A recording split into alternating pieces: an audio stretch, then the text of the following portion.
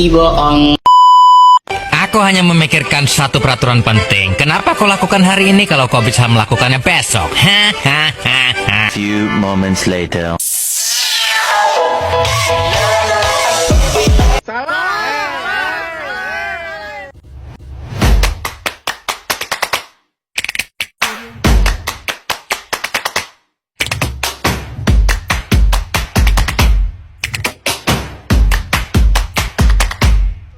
Assalamualaikum warahmatullahi wabarakatuh. Halo semuanya, perkenalkan nama saya Sinta Maria. Saya ingin menjelaskan kitab Ulumul Hadis. Apa sih kitab Ulumul Hadis itu?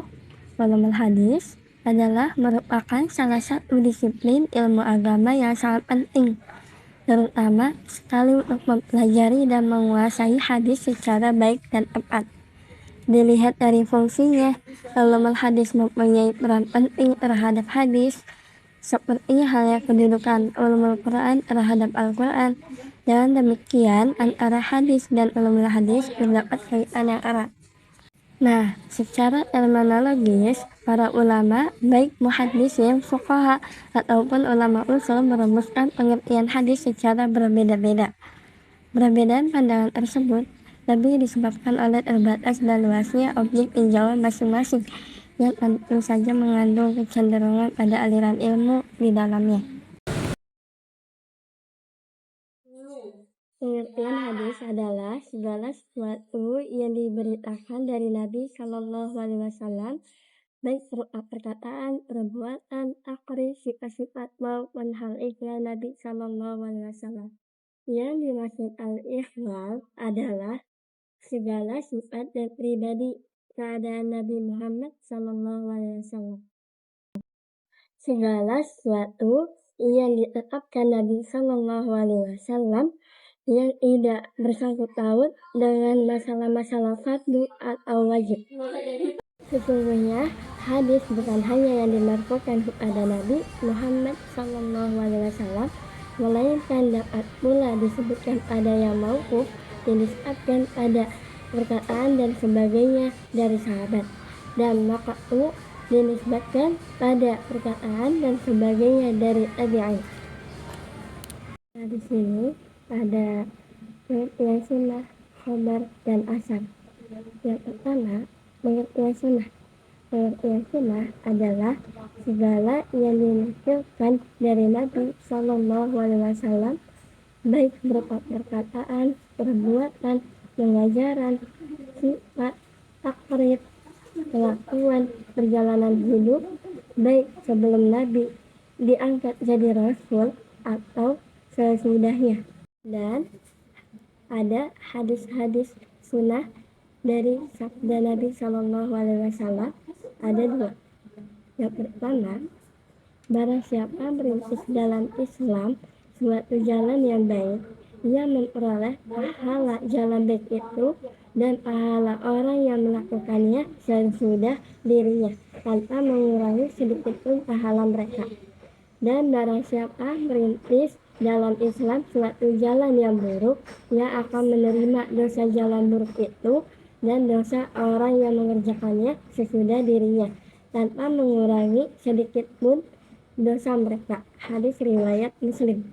Yang kedua, sungguh kamu akan mengikuti sunnah-sunnah atau perjalanan-perjalanan orang yang sebelummu sejengkal demi sejengkal, sehasta demi sehasta, sehingga sekiranya mereka memasuki sarang dak atau serupa biawak, sungguh kami memasuki juga. Hadis riwayat Bukhari dan Muslim. Pengertian khabar. Secara bahasa, khabar artinya warta atau berita yang disampaikan dari seseorang kepada orang lain. Khabar menurut istilah ahli hadis adalah segala sesuatu yang disandarkan atau berasal dari Nabi Shallallahu Alaihi Wasallam atau dari yang selain Nabi Shallallahu Alaihi Wasallam. Maksudnya bahwa khabar itu cakupan lebih luas dibanding dengan hadis. Khabar mencakup segala sesuatu yang berasal dari Nabi Muhammad SAW dan selain Nabi seperti perkataan sahabat dan tabi'in. Sedangkan hadis hanya segala sesuatu yang disandarkan kepada Nabi SAW, baik perkataan, perbuatan maupun takrir atau ketetapan beliau. Tian asar. Dari segi bahasa, asar berarti bekas sesuatu atau sisa sesuatu. Menurut kebanyakan ulama, asar mempunyai pengertian yang sama dengan khabar dan hadis. Namun, menurut sebagian ulama lainnya, asar cakupannya lebih umum dibanding dengan khabar, yaitu bahwa hadis disebut juga dengan hadis, khabar, dan asar. Oleh karena itu, hadis mutawatir dapat juga disebut dengan sunnah mutawatir atau khabar mutawatir. Begitu juga hadis sahih dapat disebut dengan sunnah sahih, khabar sahih atau asar sahih. Pengertian hadis kursi secara bahasa berasal dari qadasa yaqdusu qudusan, artinya suci atau bersih. Jadi, hadis kursi secara bahasa adalah hadis yang suci. Secara terminologi, terdapat banyak definisi dengan redaksi yang berbeda-beda. Nah, di sini hadis kursi adalah segala sesuatu yang diberitakan Allah Subhanahu wa Ta'ala kepada nabinya dengan ilham atau mimpi, kemudian Nabi Shallallahu Alaihi Wasallam menyampaikan berita ini itu dengan ungkapan sendiri atau dengan redaksinya yang diserahkan kepada Nabi Shallallahu Alaihi Wasallam. Karena redaksinya disusun bersendiri oleh Nabi Shallallahu Alaihi Wasallam dan disebut kursi karena hadis ini suci dan bersih, tahara wa tanzih, dan datangnya dari Zat yang Maha Suci.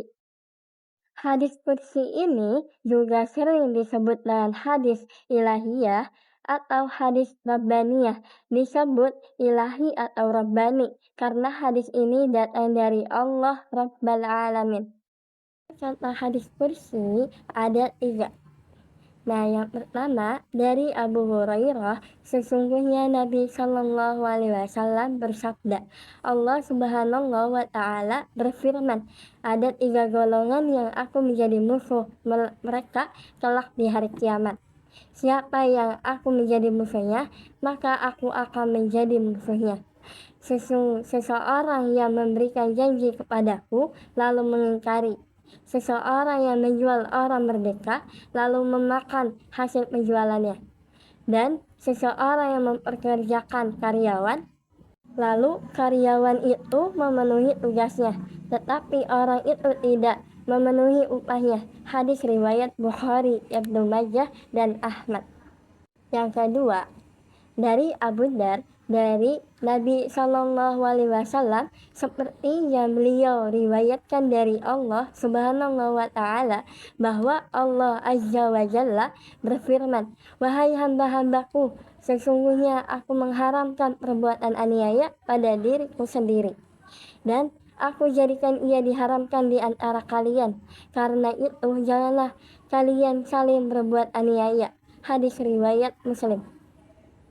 Dan yang ketiga, dari Abu Hurairah radhiyallahu taala anhu, beliau berkata, Rasulullah Shallallahu Alaihi Wasallam bersabda, Allah Taala berfirman, barang siapa memusuhi waliku maka aku izinkan untuk diperangi.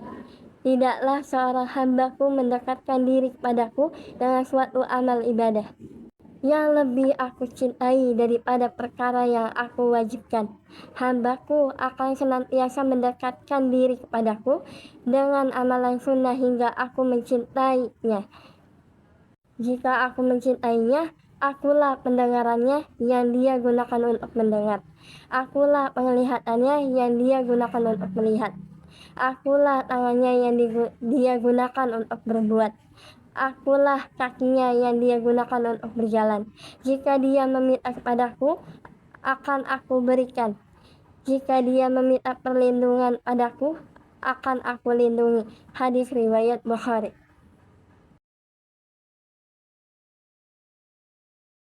bentuk hadis terbagi menjadi 5. Yang pertama, hadis qauli, perkataan. Yang kedua, hadis fi'li, perbuatan. Yang ketiga, hadis takriri, ketetapan. Yang keempat, hadis hammi, keinginan. Yang kelima, hadis ahwali, hal ihwal. Nah, yang pertama, hadis qauli. Hadis qauli adalah segala bentuk perkataan atau ucapan yang disandarkan kepada Nabi Muhammad SAW. Dengan kata lain, hadis qauli adalah hadis berupa perkataan Nabi SAW yang berisi berbagai tuntutan dan petunjuk syara, peristiwa dan kisah, baik yang berkaitan dengan aspek akidah, syariat maupun akhlak.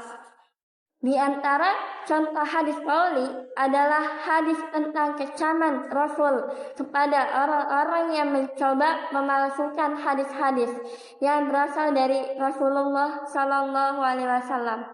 Dari Abu Hurairah radhiyallahu an, Rasulullah SAW bersabda, "Barang siapa sengaja berdusta atas diriku, hendaklah ia bersiap-siap menempati tempat tinggalnya di neraka."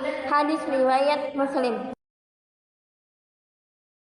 Kedua, hadis fi'li. Hadis fi'li adalah segala perbuatan yang disandarkan kepada Nabi Muhammad SAW.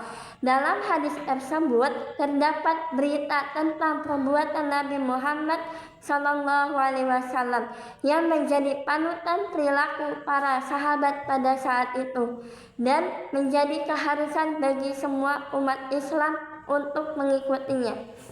Nah, di sini ada contoh hadis fi'li. Dari Aisyah radhiyallahu an, Rasulullah SAW membagi nafkah dan gilirannya antar istri-istrinya dengan adil. Beliau bersabda, "Ya Allah, inilah pembagianku pada apa yang aku miliki. Janganlah engkau mencelakakan dalam hal yang tidak aku miliki." Hadis riwayat Abu Daud, At-Tirmidzi, An-Nasa'i, dan Ibnu Majah. Hadis takriri yang ketiga. Hadis takriri adalah hadis berupa ketetapan Nabi Muhammad SAW terhadap apa yang datang atau dilakukan oleh para sahabatnya. Nabi Muhammad SAW membiarkan atau mendiamkan suatu perbuatan yang dilakukan oleh para sahabatnya tanpa memberikan penegasan apakah beliau membenarkan atau mempersalahkannya.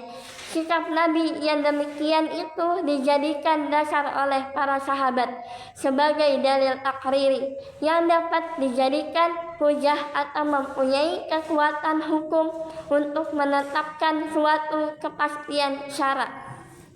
Ini ada contoh hadis takriri adalah sikap Rasulullah SAW yang membiarkan para sahabat dalam menafsirkan sabdanya tentang salat pada suatu peperangan, yaitu janganlah seorang pun salat asar kecuali nanti di Bani Quraidah. Hadis riwayat Bukhari. Segolongan sahabat lainnya memahami perintah tersebut untuk segera menuju Bani Quraidah dan serius dalam peperangan dan perjalanan sehingga dapat salat tepat pada waktunya. Sikap para sahabat ini dibiarkan oleh Nabi SAW tanpa ada yang disalahkan atau diingkarinya. Keempat, hadis hammi. Hadis hammi adalah hadis yang berupa keinginan atau hasrat Nabi Muhammad SAW yang belum terrealisasikan, seperti halnya hasrat berpuasa tanggal 9 Asyura. Nah, di sini ada contoh hadis hammi adalah dari Ibnu Abbas.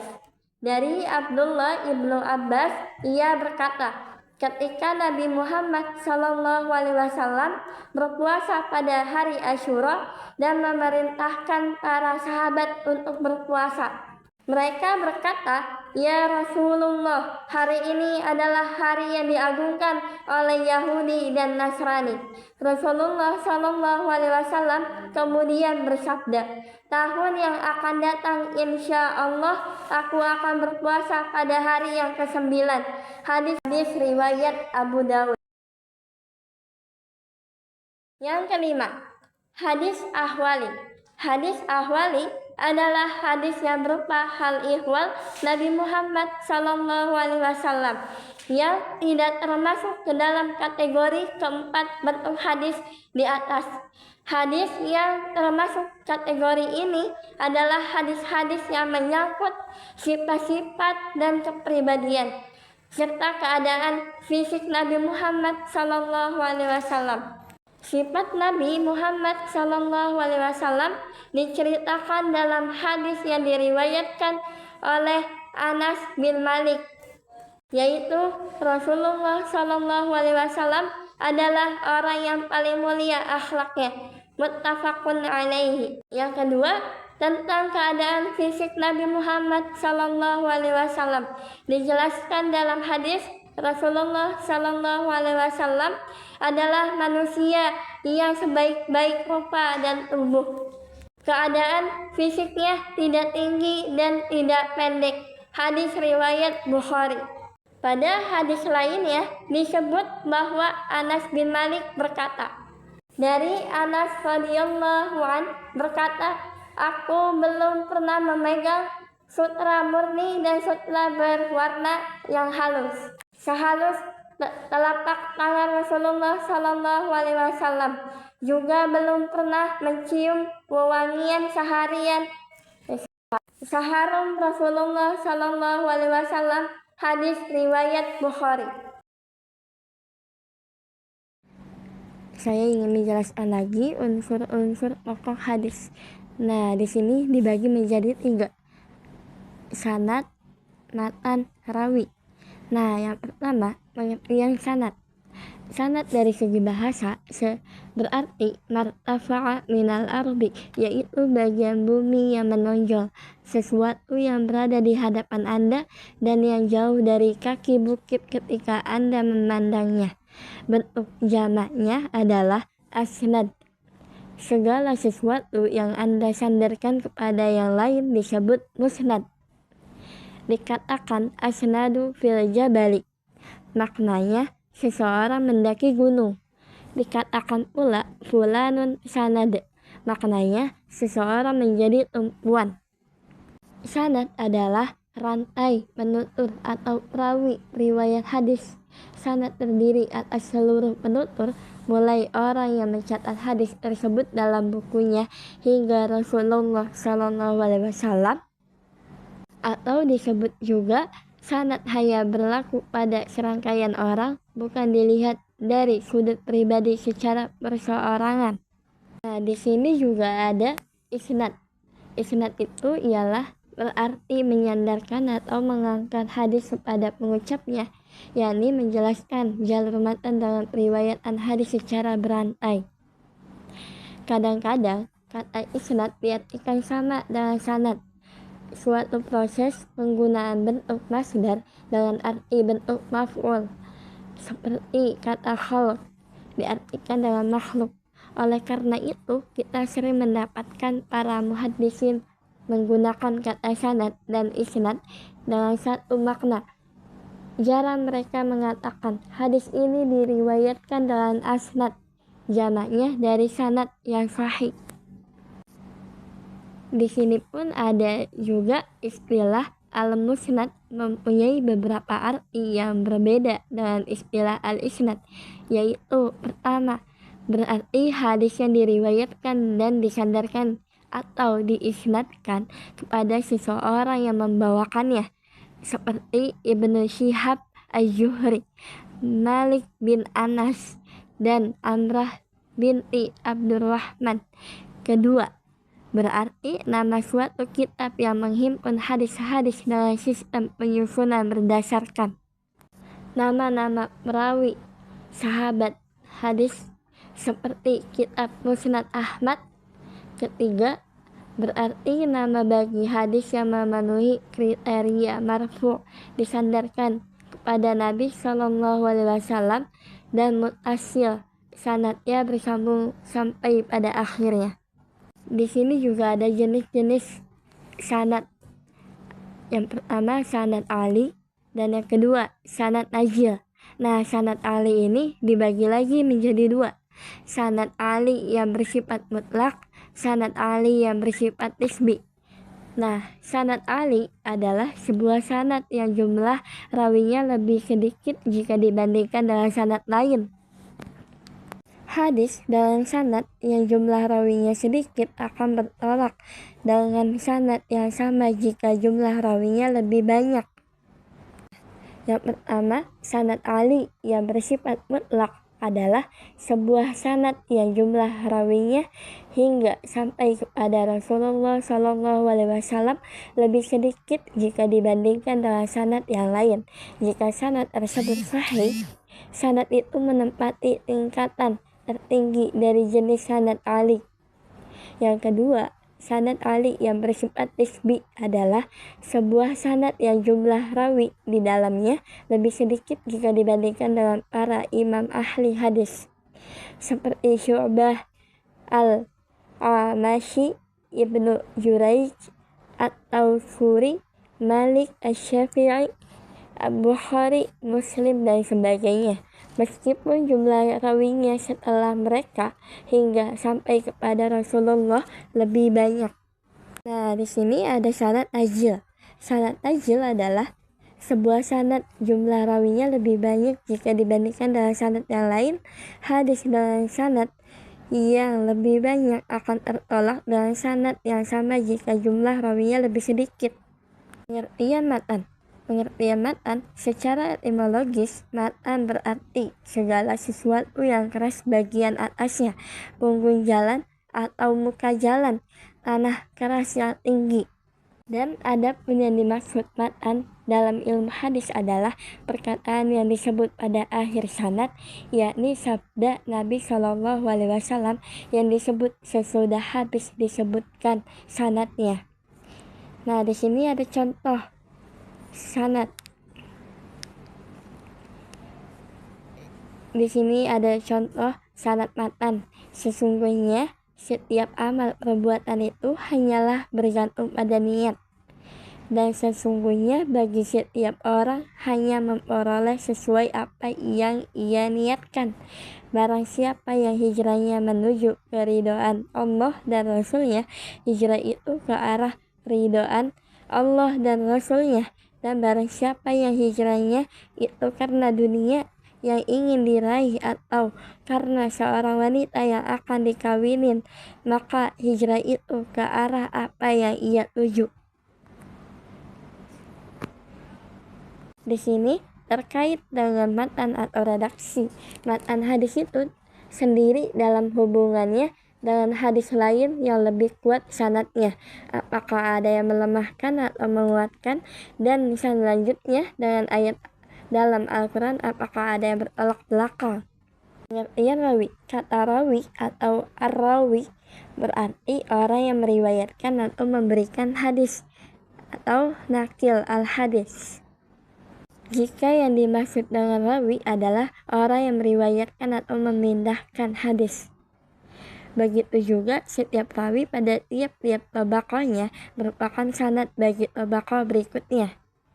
Akan tetapi yang membedakan antara kedua istilah di atas jika dilihat lebih lanjut adalah dalam dua hal, yaitu pertama, dalam hal pembukuan hadis. Orang yang menerima hadis-hadis kemudian menghimpunnya dalam suatu kitab tadwin disebut dengan rawi. Rawi dapat disebut mudawwin, orang yang membukukan dan menghimpun hadis. Adapun orang-orang yang menerima hadis dan hanya menyampaikannya kepada orang lain tanpa membukukannya disebut sanad hadis. Berkaitan dengan ini, dapat dikatakan bahwa setiap sanad adalah rawi pada tiap-tiap tabaqahnya, tetapi tidak setiap rawi disebut sanad hadis sebab ada rawi yang membukukan hadis. Kedua, Dalam penyebutan silsilah hadis untuk sanad, yang disebut sanad pertama adalah orang yang langsung menyampaikan hadis tersebut kepada penerimanya. Sedangkan para rawi yang disebut rawi pertama adalah para sahabat Rasulullah SAW. Dengan demikian, menyebutkan silsilah antara kedua istilah ini merupakan sebaliknya, artinya rawi pertama adalah sanad terakhir dan sanad pertama adalah rawi terakhir. Kedudukan dan fungsi hadis. Kedudukan hadis adalah hadis merupakan sumber ajaran Islam kedua setelah Al-Quran, dan seluruh umat Islam sepakat akan kedudukannya. Mengikuti hadis hukumnya wajib sebagaimana mengikuti Al-Quran, karena hadis berfungsi sebagai penjelas mubayyin Al-Quran. Al-Quran berisi aturan dan pokok-pokok ajaran, sedangkan hadis menjelaskan dan merinci isi Al-Quran agar lebih mudah dipahami dan diamalkan. Karena itu Al-Quran memiliki kaitan yang sangat erat dan tidak dapat dipisahkan. Kedudukan hadis dalam Islam sangat kuat karena telah ditegaskan baik dalam Al-Quran maupun hadis Nabi SAW. Dan kedudukan hadis itu ada 3. Yang pertama ada dalil Al-Quran, yang kedua dalil hadis Rasulullah SAW, yang ketiga ijma'. Nah, di sini ngejelasin dalil Al-Quran. Dalam Al-Quran banyak terdapat ayat yang menegaskan tentang kewajiban mengikuti Allah yang digandengkan dengan ketaatan mengikuti Rasulnya. Dalam Quran surat Al-Ma'idah ayat 92, dan taatlah kamu kepada Allah dan taatlah kamu kepada Rasulnya, dan berhati-hatilah jika kamu berpaling, maka ketahuilah bahwa sesungguhnya kewajiban Rasul kami hanyalah menyampaikan amanat Allah dengan terang. Dan Quran surat Al-Imran ayat 32, katakanlah taatilah Allah dan Rasulnya jika kamu berpaling, sesungguhnya Allah tidak menyukai orang-orang kafir. Dan yang kedua, dalil hadis Rasulullah SAW yang menegaskan kewajiban mengikuti ajaran-ajaran yang dibawa oleh Nabi SAW. Aku tinggalkan 2 pusaka pada kalian. Jika kalian berpegang kepada keduanya, niscaya tidak akan tersesat, yaitu kitab Allah, Al-Quran, dan sunnah Rasulnya. Hadis riwayat Al-Hakim dari Abu Hurairah. Dalam hadis lain, kalian wajib berpegang teguh dengan sunnahku dan sunnah khulafaur rasyidin yang mendapat petunjuk. Berpegang teguhlah kamu sekalian dengannya. Hadis riwayat Abu Daud. Hadis-hadis tersebut menunjukkan bahwa Nabi SAW diberi Alkitab dan Sunnah, dan mewajibkan kita berpegang teguh pada keduanya, serta mengambil yang ada pada Sunnah seperti mengambil pada Alkitab. Ijma' yang ketiga, seluruh umat Islam telah sepakat untuk mengamalkan hadis. Bahkan hal itu mereka anggap sejalan dengan memenuhi panggilan Allah Subhanahu wa Ta'ala dan Rasulnya yang terpercaya. Kaum muslimin menerima hadis seperti menerima Al-Quran Al-Karim, karena berdasarkan penegasan dari Allah Subhanahu wa Ta'ala bahwa hadis merupakan salah satu sumber ajaran Islam. Allah juga memberikan kesaksian bagi Rasulullah SAW bahwa beliau hanya mengikuti apa yang diwahyukan. Allah Subhanahu wa Ta'ala berfirman, katakanlah, aku tidak mengatakan kepadamu bahwa perbendaharaan Allah ada padaku, dan tidak pula aku mengetahui yang gaib, dan tidak pula aku mengatakan kepadamu bahwa aku seorang malaikat. Aku tidak mengikuti kecuali apa yang diwahyukan kepadaku. Katakanlah, apakah sama orang yang buta dengan orang yang melihat? Maka apakah kamu tidak memikirkannya? Quran Surat Al-An'am ayat 50. Fungsi hadis. Fungsi hadis mempunyai kedudukan yang sangat dalam ajaran Islam. Ia menempati posisi kedua setelah Al-Quran. Al-Quran sebagai sumber ajaran pertama memuat ajaran-ajaran yang bersifat umum atau global yang perlu dijelaskan lebih lanjut dan terperinci. Disinilah hadis menduduki dan menempati fungsinya sebagai sumber ajaran kedua. Ia menjadi penjelas, mubayyin isi Al-Quran. Nah, di sini ada Quran Surat An-Nahl ayat 44. Keterangan-keterangan mukjizat dan kitab-kitab, dan kami turunkan kepadamu Al-Quran agar kamu menerangkan kepada umat manusia apa yang telah diturunkan kepada mereka, dan supaya mereka memikirkannya. Fungsi hadis ini ada 3. Yang pertama, bayan at-tafsir. Yang kedua, bayan at-taqrir. Yang ketiga, bayan an-nasakh. Nah, yang pertama, bayan at-tafsir adalah menerangkan ayat-ayat yang sangat umum, mujmal, dan mustarak. Fungsi hadis dalam hal ini adalah memberikan perincian dan penafsiran terhadap ayat-ayat Al-Quran yang masih mujmal. Di antara contoh bayan at-tafsir mujmal adalah seperti hadis yang menerangkan kemujmalan ayat-ayat tentang perintah Allah Subhanallah wa ta'ala untuk mengerjakan salat, puasa, zakat, dan haji. Ayat-ayat Al-Quran yang menjelaskan masalah ibadah tersebut masih bersifat global atau secara garis besarnya saja. Contohnya, kita diperintahkan sholat, namun Al-Quran tidak menjelaskan bagaimana tata cara sholat, tidak menerangkan rukun-rukunnya dan kapan waktu pelaksanaannya. Dan di sini ada contoh hadisnya. Salatlah sebagaimana kalian melihat aku salat. Hadis riwayat Bukhari. Rasul memberikan contoh tata cara salat yang sempurna. Bukan hanya itu, beliau melengkapi dengan berbagai kegiatan yang dapat menambah pahala ibadah salat.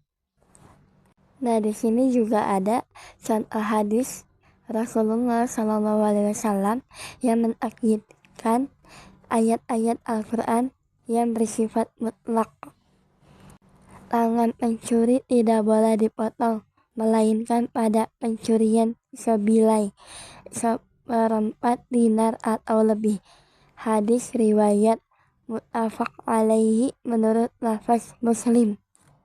Hadis di atas mentakyid dalam Quran Surat Al-Ma'idah ayat 38.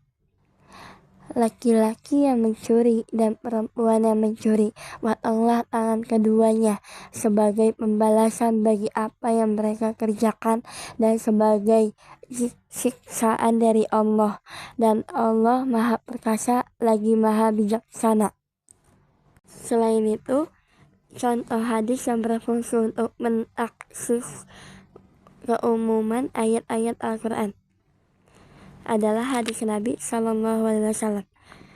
Pembunuh tidak berhak menerima harta warisan. Hadis riwayat Ahmad. Hadis tersebut mentaksis keumuman firman Allah Subhanahu wa ta'ala dalam Quran Surat An-Nisa ayat 11. Allah mensyariatkan bagimu tentang pembagian pusaka untuk anak-anakmu, yaitu bagian anak laki-laki sama dengan bagian 2 orang anak perempuan. Yang kedua, bayan at-taqrir. Bayan at-taqrir atau sering juga disebut dengan bayan at-ta'kid dan bayan al-isbat adalah hadis yang berfungsi untuk memperkokoh dan memperkuat pernyataan Al-Quran. Dalam hal ini, hadis hanya berfungsi untuk memperkokoh isi kandungan Al-Quran. Contoh bayan at-taqrir adalah hadis Nabi SAW yang memperkuat firman Allah dalam Quran surat Al-Baqarah ayat 185.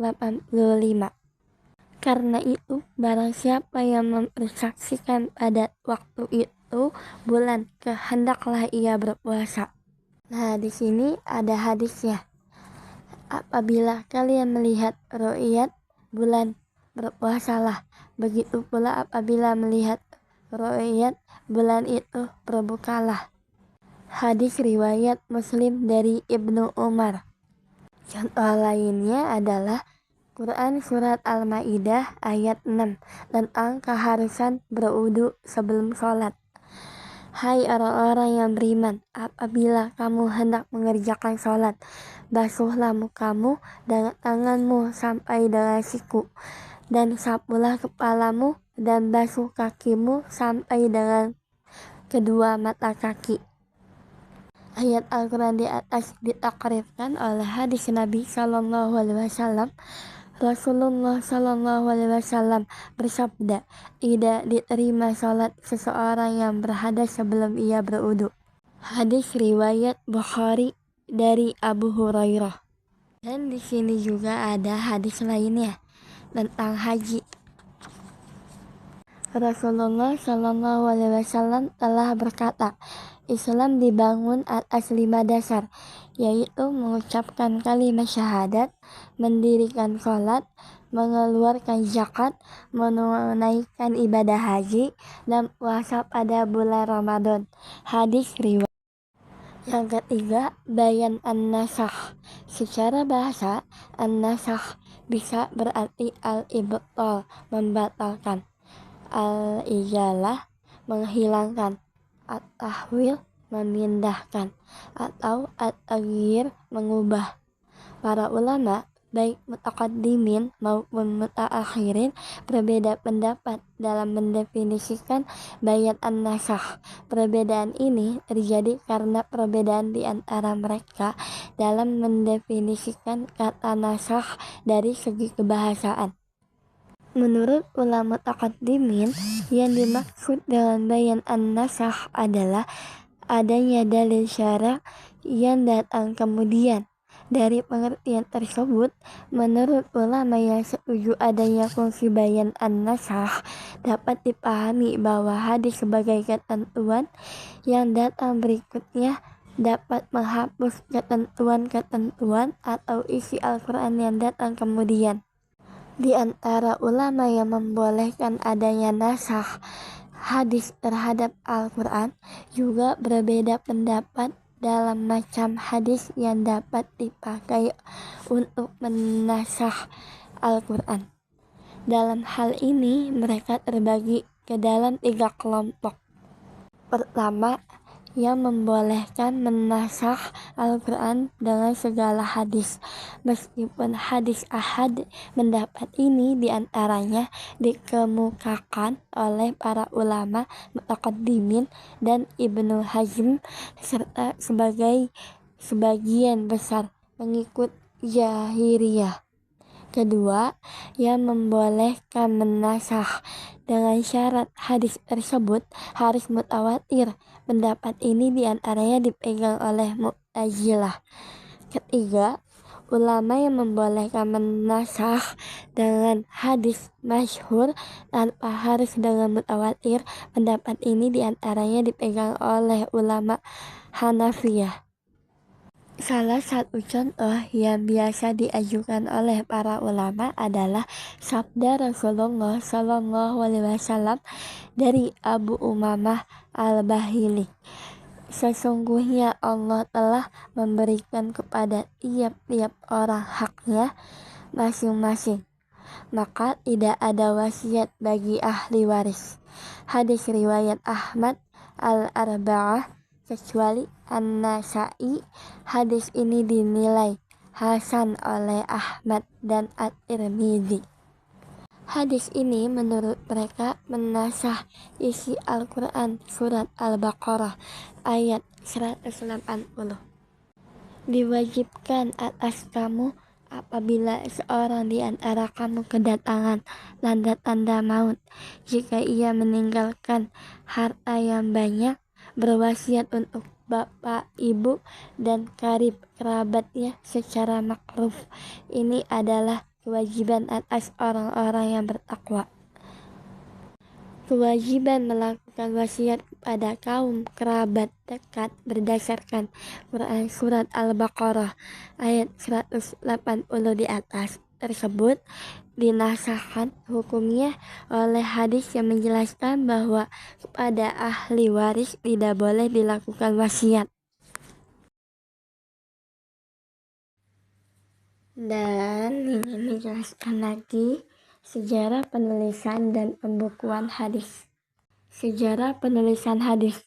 Sebelum Islam datang, bangsa Arab dikenal sebagai bangsa ummi. Kebanyakan belum bisa membaca dan menulis. Tetapi tetap ada sebagian orang yang sudah memiliki kemampuan tersebut. Di kota Makkah sudah ada beberapa orang yang dapat membaca dan menulis karena pengaruh perdagangan dan pendidikan. Kondisi inilah yang menjadi awal berkembangnya penulisan hadis dalam Islam. Meskipun bangsa Arab pada masa awal dikenal sebagai bangsa yang kebanyakan belum bisa membaca dan menulis, ternyata sudah cukup banyak orang yang memiliki kemampuan tersebut, terutama di Madinah. Hal ini dibuktikan dengan adanya izin Rasulullah kepada para tawanan dalam perang Badar dari Makkah yang mampu menulis untuk mengajarkan menulis dan membaca kepada anak-anak di Madinah sebagai tebusan diri mereka. Pada masa Nabi Muhammad SAW, kegiatan tulis-menulis mulai berkembang dan semakin luas. Al-Quran juga mendorong umat Islam untuk belajar dan membaca, sehingga jumlah orang yang mampu menulis semakin bertambah. Tidak hanya laki-laki, beberapa perempuan juga dikenal memiliki kemampuan membaca dan menulis. Di antaranya Ummul Mukminin Hafsah, Ummul Kulsum binti Uqbah, Ashifa binti Abdullah Al-Quraisyah, Aisyah binti Sa'ad, dan Karimah binti Al-Miqdad. Para penulis semakin banyak di Madinah setelah hijrah setelah perang Badar. Nabi menyuruh Abdullah bin Sa'id bin As agar mengajar menulis di Madinah. Sebagaimana disebutkan Ibnu Abdil Bar dalam Al-Isti'ab. Ibnu Hajar menyebutkan bahwa Nabi asli Abdullah bin Sa'id bin Al-Ash adalah Al-Hakam. Lalu Rasulullah memberi nama Abdullah dan menyuruhnya agar mengajar menulis di Madinah. Para penulis sejarah Rasul, ulama hadis, dan umat Islam sependapat bahwa Al-Quran Al-Karim telah memperoleh perhatian yang penuh dari Rasul dan para sahabatnya. Rasul mengharapkan para sahabat untuk menghafalkan Al-Quran dan menuliskannya di tempat-tempat tertentu seperti keping-keping tulang, pelepah kurma, batu, dan sebagainya. Oleh karena itu, ketika Rasulullah SAW wafat, Al-Quran telah dihafalkan dengan sempurna oleh para sahabat. Seluruh ayat suci Al-Quran pun telah lengkap ditulis, tetapi belum terkumpul dalam bentuk sebuah mushaf. Adapun hadis atau sunnah dalam penulisannya ketika itu kurang memperoleh perhatian seperti halnya Al-Quran. Penulisan hadis dilakukan oleh beberapa sahabat secara tidak resmi karena tidak diperintahkan oleh Rasul. Diriwayatkan bahwa beberapa sahabat memiliki catatan hadis Rasulullah SAW. Mereka mencatat sebagian hadis yang pernah mereka dengar dari Rasulullah Shallallahu Alaihi Wasallam. Di antara sahabat Rasulullah yang mempunyai catatan-catatan hadis Rasulullah Shallallahu Alaihi Wasallam adalah Abdullah bin Amr bin As. Ia menulis sahifah yang dinamai As-Sadiqah. Dan di sini ada contoh hadis Rasulullah Shallallahu Alaihi Wasallam telah bersabda, "Janganlah kamu tulis apa-apa yang kamu dengar dari aku, dan barang siapa yang lelah menulis sesuatu dari selain Al-Quran, hendaklah ia menghapuskannya." Hadis riwayat Muslim. Sebagian ulama juga berpendapat bahwa larangan itu hanya berlaku untuk orang tertentu yang belum bisa membedakan Al-Quran dan hadis. Setelah penulisan Al-Quran selesai dan terjaga, penulisan hadis diperbolehkan. Dengan begitu, hadis dapat ditulis untuk menjaga dan memudahkan penyampaian ajaran Nabi kepada umat Islam. Oleh karena itu, setelah Al-Quran ditulis dengan sempurna dan telah lengkap pula turunannya, tidak ada larangan untuk menulis hadis. Tegasnya, antara dua hadis Rasulullah Shallallahu Alaihi Wasallam di atas tidak ada pertentangan, manakala kita memahami bahwa larangan itu hanya berlaku untuk orang-orang tertentu yang dikhawatirkan mencampurkan Al-Quran dan hadis, dan mereka yang mempunyai ingatan atau kuat hafalannya.